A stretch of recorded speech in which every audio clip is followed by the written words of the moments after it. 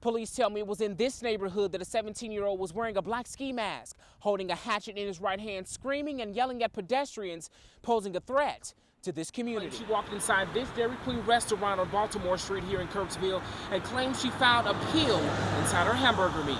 Morning, Tess. We've switched locations this morning, now in front of Hy-Vee Gas, and just within the last 20 minutes, the conditions have switched. There's one word to describe today's winter-like conditions, and that's downright nasty. The winds are high, the temperatures are brutal, and the visibility is almost at zero. That's right, Kate. A family of 5 lost everything in a fire just hours before celebrating the Thanksgiving Day holiday, and this is what's left of their home. Just a sound that just didn't sound right. The Archer family can still remember the moments. Got up out of bed and went down. The basement, was walking outside. The moments just before everything in their home turned into complete rubbish. It was a Thanksgiving tragedy that rocked the family's well-being. Actually, my wife, she sleeps with an oxygen machine, and it had kicked off, and it made like the warning beep that the machines have and stuff. And of course, she had a hard time breathing without it, so she woke me up and said, "I think we had blew a break." Archer tells me at that time he didn't think anything was wrong, so he grabbed something to drink from the kitchen, but his instinct kicked in. Well, when I came up out of the stairs of the basement, I looked up and there was flames through the roof. Now, KTVO has learned that a mother and father, along with their 3 children, did escape the home without injury. Over 24 hours later, you can still see smoke slightly billowing from the rubbish. Now, investigators tell me that they do suspect electrical problems was to blame for this fire, and it's definitely a tragedy for the Archer family.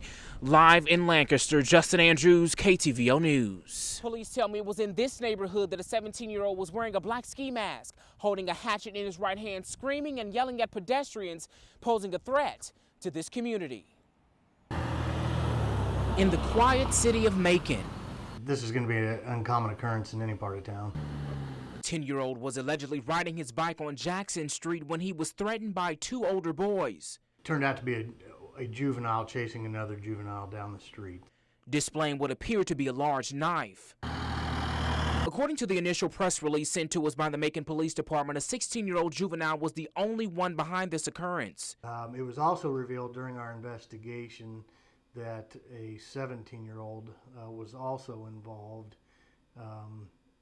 was there when the first occurrence occurred, but was also involved in other occurrences of chasing citizens, whether it be in a car or walking down the sidewalk, with other weapons as well.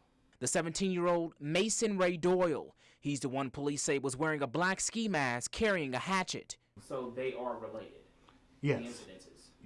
The incidences? Yes, it is related. Or is it being investigated as being related? Yes.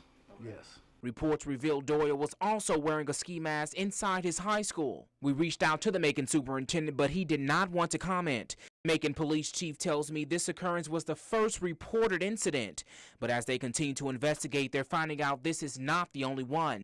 Doyle was arrested on Monday and faces an unlawful use of a weapons charge. Now, I'm told that a judge has ordered Doyle to be held without bond because he poses a threat to this community. In Macon, Justin Andrews, KTVO News. A large winter storm packed a good punch across the entire heartland. School closings and many event cancellations flooded our phone lines. The storm brought whiteout conditions to parts of Kirksville, forcing traffic to an almost crawl. There's one word to describe today's winter-like conditions, and that's downright nasty. The winds are high, the temperatures are brutal, and the visibility is almost at zero. Take a look at what's behind me. If you can tell, the winds are high, but there's a tractor trailer down there that's almost jackknife and it's down in a ditch. We ran into a few other accidents caused by Thursday's weather. We've gotten several calls and reports of cars being stalled on the side of roadways. A MoDOT worker tells us you should be careful and always take your time. We want to make sure that motorists slow down, buckle up, give themselves ample time to get where they're going, and be sure and give those trucks that are clearing their roads plenty of space. She says that road crews will be working around the clock to make sure the roads are clear as possible. They'll be working on the major roadways first and then move to minor routes. You should expect drive times to be doubled or even tripled in your usual allotment. Our weather team expects snowfall to taper off Thursday evening. We're expecting 15 to 25 miles per hour winds with gusts near 40. Very cold with temperatures dipping to 12 degrees, which may cause roadways to refreeze for your Friday morning commute. In Kirksville, Justin Andrews, KTVO News.